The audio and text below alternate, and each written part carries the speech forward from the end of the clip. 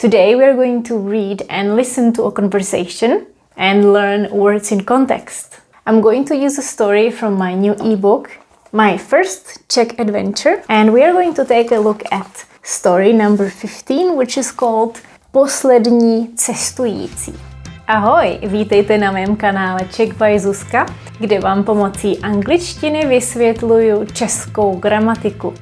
I want to give you a glimpse of the ebook, so I'm going to be showing you parts that you can see here. The story is called Poslední cestující. As you might know, poslední means the last, and cestující is a passenger or passengers. I'm sure it's happened to you at least once that you had to run to catch your plane. And by the way, do you know what the announcement says at the Czech airport when they're calling for the last passengers? We're going to find out in this story. Here is what we are going to do. First, I will show you the story displayed here and we will listen to the recording at the normal pace. Let's start. 15.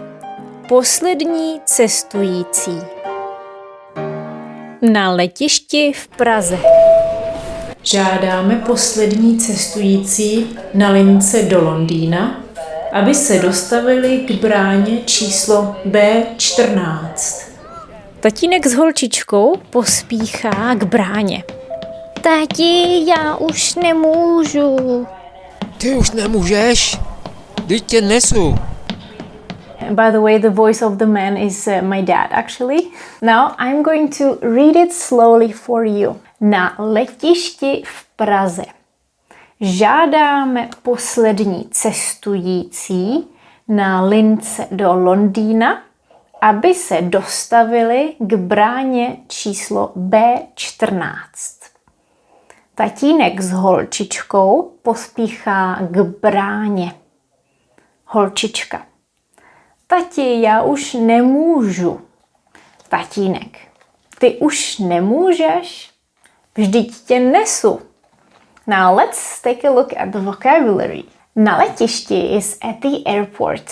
Letiště is the airport. Na letišti at the airport.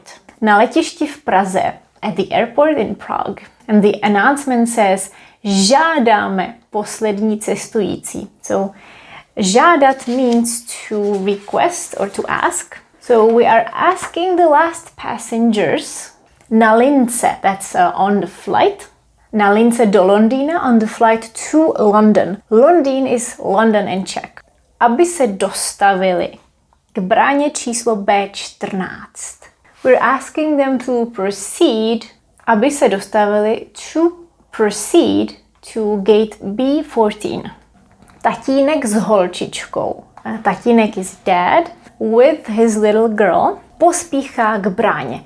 Pospíchat means to hurry. So dad with his little girl are rushing to the gate. K bráně. A holčička, the little girl says, tati, já už nemůžu.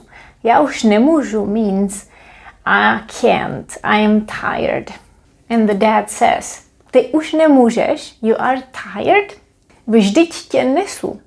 But I'm carrying you. Vždyť here works as but. Vždyť tě nesu. And the verb nest is to carry in your hands. So I am carrying you. So the funny thing is that the girl says she's tired, although the father is the one who's carrying her and running with her. So here you can see the verbs from the story, all the verbs from the story, and then the 3 verbs that we are going to focus on.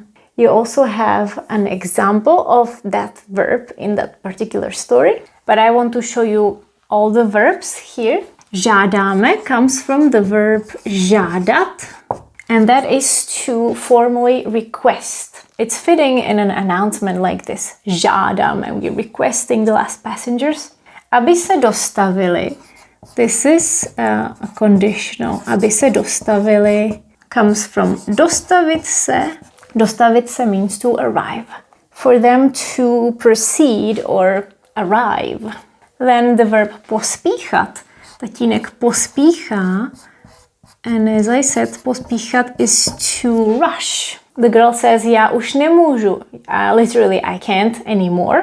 So when we are tired, we can say, já už nemůžu. And nesu comes from the verb nest, to carry. in hand. So if you carry someone or something in your hands, then it's nést a já nesu, I'm carrying. Here you can see the 3 verbs in context.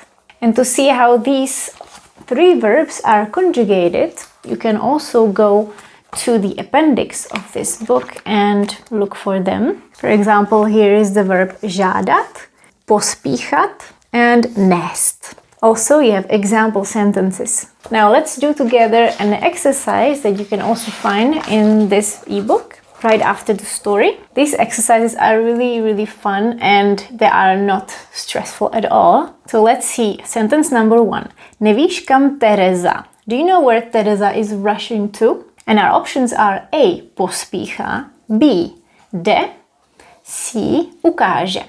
We learned that pospíchat is to rush, so option A is correct. Number 2. We're asking you once more, vás ještě jednou. Ask someone or request from someone is žádat, žádat. So žádáme vás ještě jednou. Poprosím also means to ask, but it doesn't work with this pronoun. Poprosím means I will ask you. Number 3. Něco ti, podívej. I'm bringing you something, look. So bring something, carry in hands is nést. Něco ti nesu, podívej. Number 4. Can you come tomorrow? Our options are můžete, žádáme, chcete. Can you come tomorrow? That's easy. The option A is correct. Můžete přijít zítra? Number 5. On pořád. He's always in a hurry. Our options are se dívá, pospíchá, or bere. And we know, again, pospíchat is to rush, to hurry. On pořád pospíchá. Number 6. We're asking for an explanation. Our options are žádáme, přijde, or dáme si. And we know that žádat is to ask or request. Žádáme o vysvětlení. And number 7, I'm bringing you tea, Mrs. Bílá. Our options are říká, nesu, potřebuju. And again, we know that nést is to carry. So nesu. Nesu vám čaj, paní Bílá. Easy? I hope it was easy. And to conclude this chapter, I'm going to leave you with this very easy exercise where you will match words with its correct translation. You will see the correct answers in a few seconds. Pause the video and then check.